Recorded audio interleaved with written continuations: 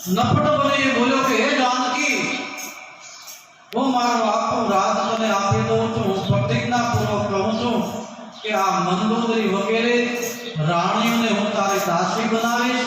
એ બધી તારી સેવા કરશે અને તારો પડ્યો બોલ ઉઠાવશે. આવું તો ઘણું ઘણું રાવણ બોલી ગયો, પણ સીતાજી ક્યાંય કોઈ સાંભળતા ન હતો. ત્યારે રાવણે બીજી રીત અજમાવી. તે બોલ્યો કે રામ આવીને તને છોડાવશે એવું જો તું માનતી હોય તો ફળ ખાય છે. બાપે કાઢી મૂકવાથી બાવો બનેલો એ રામ અત્યારે જીવતો હશે કે નહીં એની જ મને તો શંકા છે.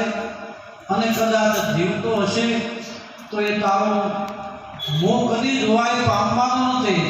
માટે ડાય થઈ મારે તાબેદાર અને રાજ રાણી બનીને માર. પરસ્ત્રી હરણ અને અત્યાચાર એ રાક્ષસોને માટે સ્વાભાવિક હતી. તો પણ રાવણ સીતાને સ્પર્શ સુધા કરતો નથી. રાવણ સીતાને સ્પર્શ કરતો. એકવાર એના એક મંત્રી એને કહ્યું,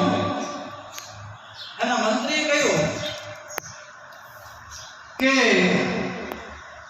એક ઉપાય કરો, તમે રામનું રૂપ લઈ અને સીતાજીની પાસે જાઓ એટલે સીતા તમને તમારે વશ થઈ જશે.